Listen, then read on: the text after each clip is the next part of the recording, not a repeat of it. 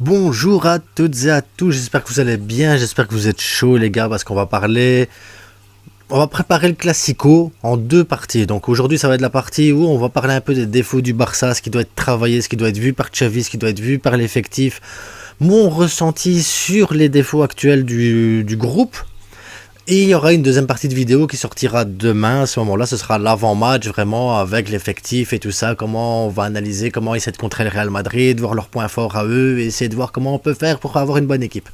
Donc aujourd'hui, tout simple, on va faire les 5 défauts du Barça, les 5 plus gros défauts, ce qui doit être gommé, corrigé et absolument revu et ce qui est possible de faire parce que ça va être compliqué aussi pour certains défauts.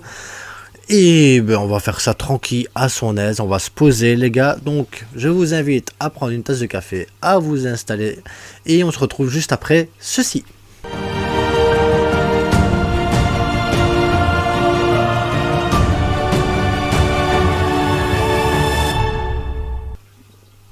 Et voilà, c'était court, c'était bien, c'était chouette les gars, donc n'oubliez pas, abonnez-vous, likez, partagez, c'est hyper important, ça me fait plaisir à moi, ça fait plaisir à vous, parce que vous partagez, vous délivrez un message de paix à toute la population mondiale, oui, j'abuse peut-être un peu, mais en attendant, comme ça vous apprenez peut-être des choses, alors n'hésitez pas à liker la petite cloche, tac, petite vidéo, on y va.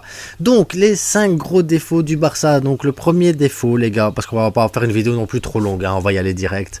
Donc le plus gros défaut du Barça actuellement, bah, c'est l'effectif les gars, ça c'est le plus gros défaut, pas suffisamment d'expérience pour un Classico.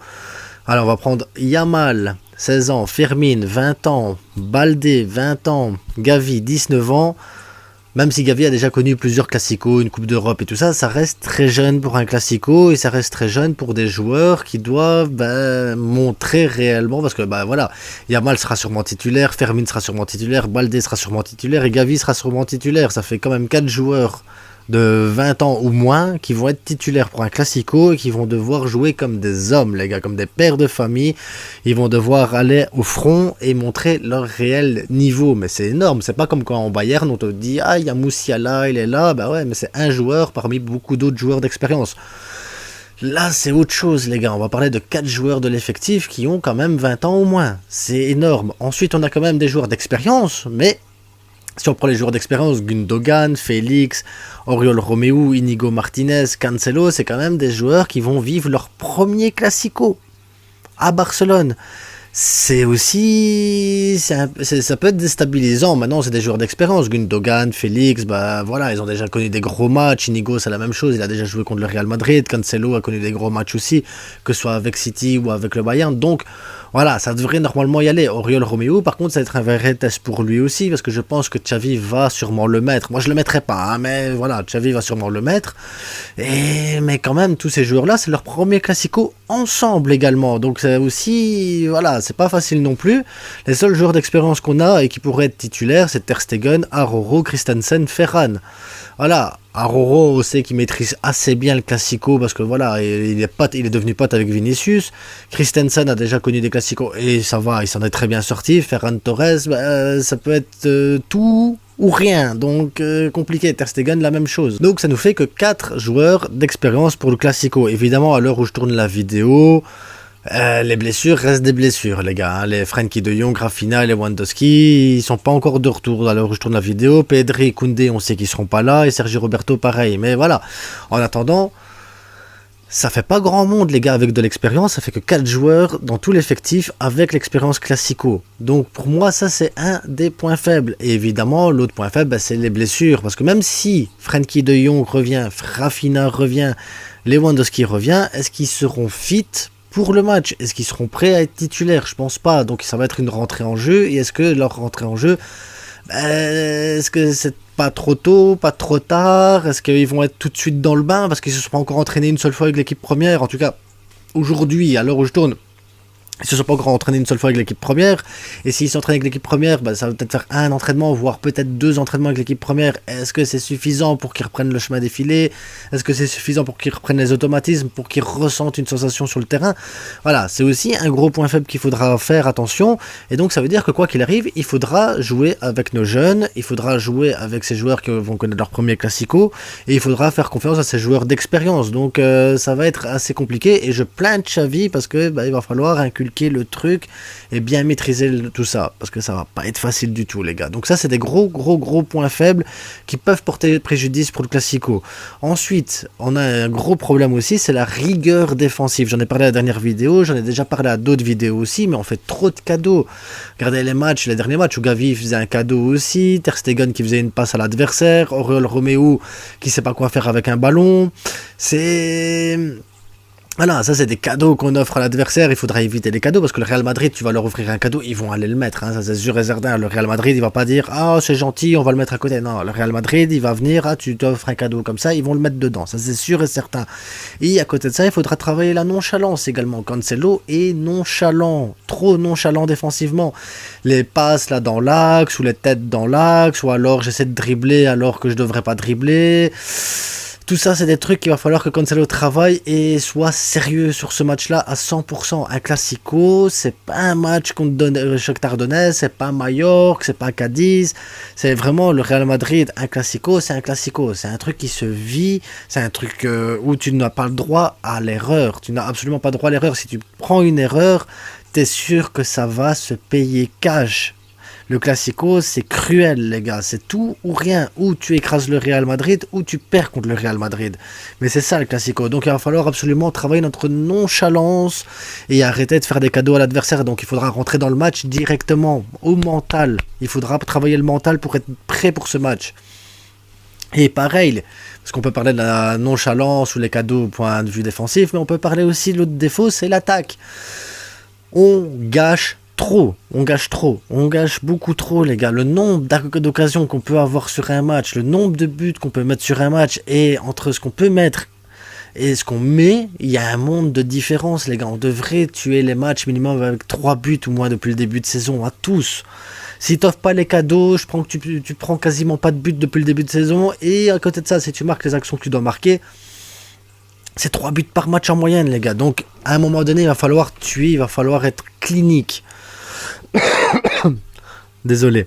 Donc, travailler la nonchalance, travailler le manque de cadeaux à l'adversaire, et il va falloir être décisif et clinique devant les buts. Donc, Ferran, Yamal, Félix, parce que normalement, c'est les trois là qui vont commencer. Il va falloir qu'ils soient décisifs. Il va falloir que Yamal il se mette à débloquer son compteur but vraiment un peu plus, qu'il soit un peu plus décisif. Maintenant, c'est beaucoup demandé, un gamin de 16 ans, mais il va falloir, il faut qu'on lui demande plus. C'est le Classico, il faut qu'on lui demande plus. Félix, c'est la même chose aussi. Les dribbles, les trucs et tout ça, c'est bien. Déstabiliser l'adversaire, c'est bien. Maintenant, il va falloir être tueur aussi devant le but. Y aller, il faut pas avoir peur. Et Ferran Torres, t'as une occasion, tu dois cadrer tes occasions tout le temps. Tu tires, tu cadres. Et c'est pareil pour Yamal, c'est pareil pour Félix. Les milieux de terrain, ils ont une possibilité, ils doivent frapper. Même si on est à l'extérieur du rectangle, ils frappent. Fermin Lopez a une belle frappe, Gundogan a une belle frappe.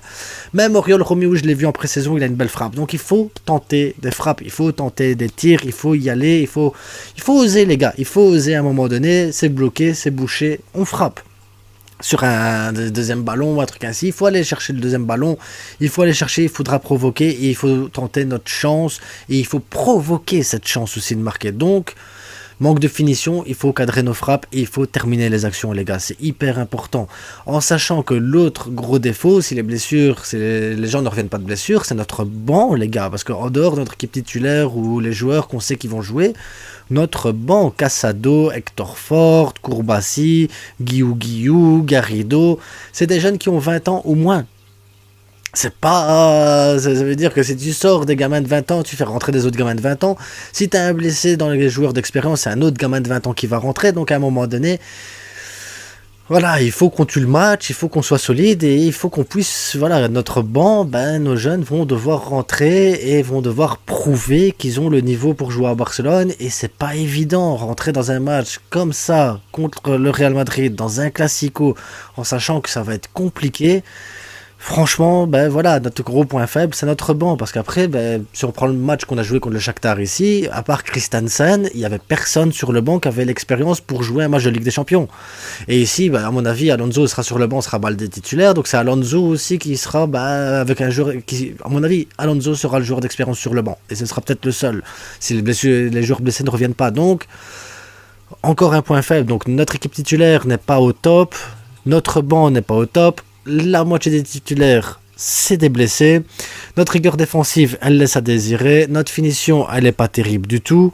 Et le pire de tout, les gars, c'est que notre ADN, c'est de faire un bon pressing, avoir la possession de balle, de faire des récupérations hautes. Et actuellement, le pressing, il n'est pas très bon. La possession, c'est pas terrible non plus parce que les possessions, on voit bien qu'on joue de plus en plus vertical pour justement éliminer cette phase de possession qu'on n'arrive pas à avoir non plus, et la récupération, on n'arrive pas à faire des récupérations hautes qui soient intéressantes pour nous. On a un manque de maîtrise au milieu de terrain. On domine plus une fois que l'adversaire décide de mettre plus d'attaquants, décide de mettre un peu plus d'intensité. On a du mal à dominer les matchs, on a du mal à garder le ballon.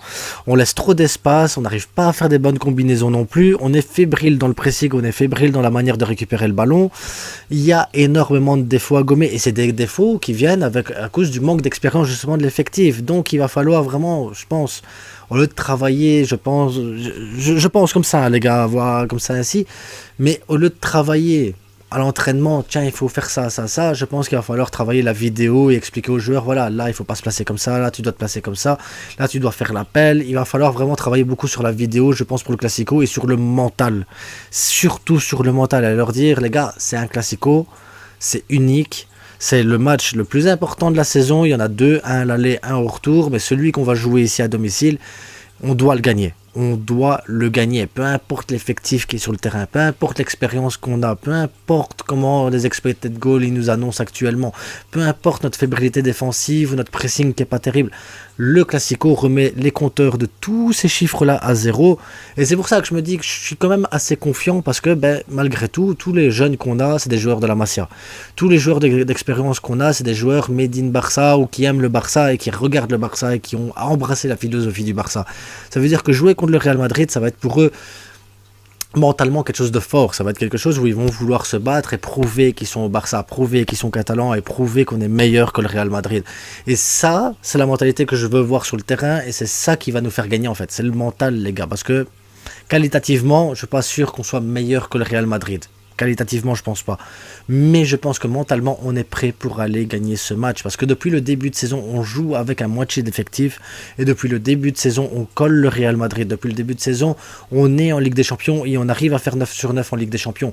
Depuis le début de saison, on s'en sort malgré toutes les difficultés, malgré les cadeaux, malgré la nonchalance, malgré le problème de but devant, de finition.